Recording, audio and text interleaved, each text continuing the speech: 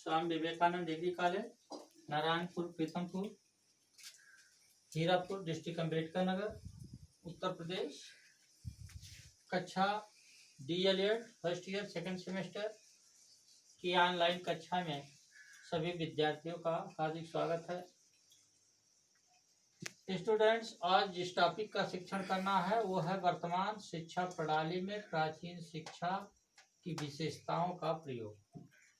सीधी सीधी बात है कि वर्तमान शिक्षा प्रणाली जो इस समय मौजूद है उसमें क्या कहीं कोई स्थान है जिसमें प्राचीन शिक्षा की विशेषताओं को डाला जा सके, उससे लाभ लिया जा सके।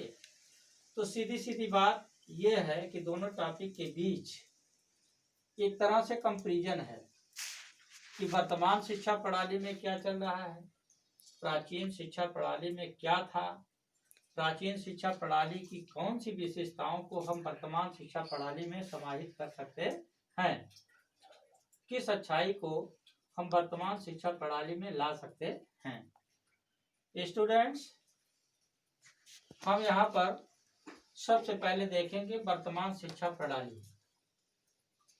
आधुनिक जो शिक्षा प्रणाली चल रही है उसकी क्या विशेषता है, उसके क्या कैरेक्टर हैं, उसको हम देखते हुए और उससे हम कंपैरिजन करेंगे।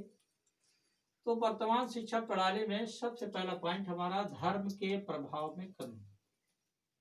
आधुनिक समय में आधुनिक शिक्षा प्रणाली में धर्म के प्रभाव की कमी है। धर्म को प्रमुख स्थान नहीं दिया गया है क्योंकि भारत एक धर्मनिरपेक्ष राज्य है।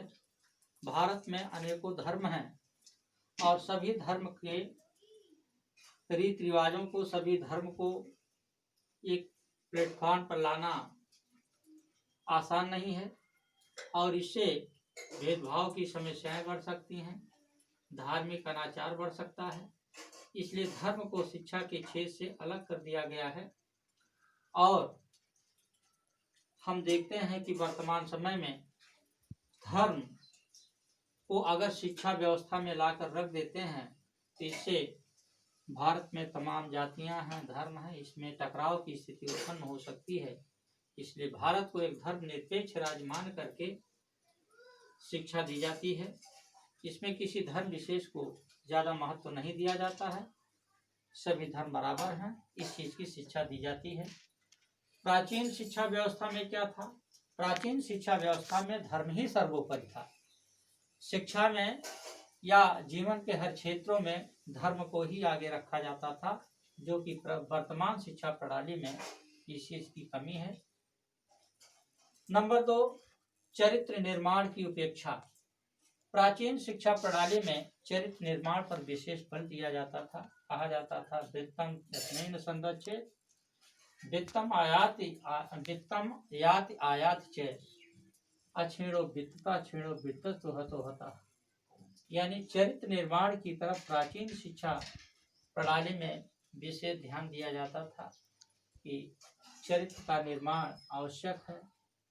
धन जाता है तो कुछ नहीं जाता है, स्वास्थ्य जाता है तो कुछ चला जाता है, किंतु यदि सदाचार जाता है तो सब कुछ समाप्त हो जाता है। इसलिए प्राचीन शिक्षा व्यवस्था में चरित्र निर्माण की उपेक्षा नहीं बल्कि चरित्र निर्माण की आवश्यकता पर बल दिया जाता था, जो वर्तमान शिक्षा प्रणाली में आकर के उपेक्षा पर हो गई है। यानी चरित्र निर्माण की आजकल उपेक्षा हो रही है, उस पर विशेष ध्यान नहीं दिया जा रहा है और चारों तरफ भ्रष्टाचार का बोलबाला है। नंबर 3, सामाजिक कुशलता की ओर उदासीनता।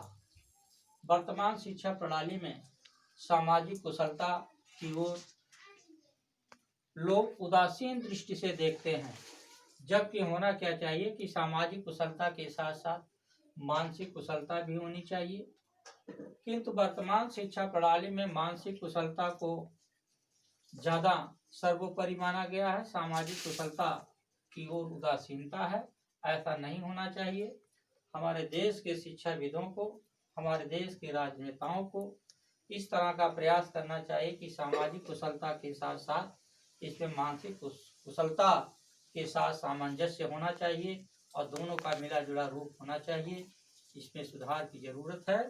और प्राचीन शिक्षा व्यवस्था जो थी उस तरह की शिक्षा व्यवस्था को इसमें काफी हद तक उसको स्थान दिया जाना चाहिए, जिससे लोगों के अंदर समरसता पैदा हो, सामाजिक और मानसिक विकास दोनों को लोग उसकी उपेक्षा ना करें बल्कि उसमें उसका सदाचार से उसका पालन करें।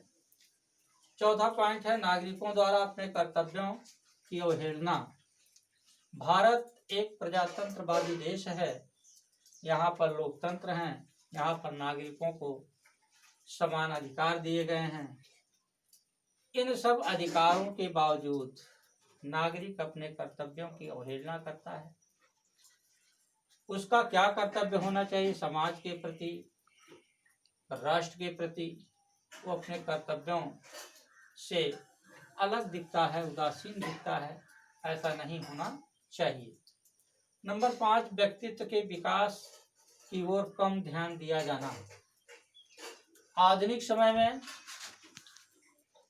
जो संस्थान हैं, विद्यार्थियों के चरित्र के निर्माण के संस्थान हैं, इंस्टीट्यूशन हैं, उनमें छात्रों के व्यक्तित्व के विकास की ओर ध्यान कम दिया जा रहा है।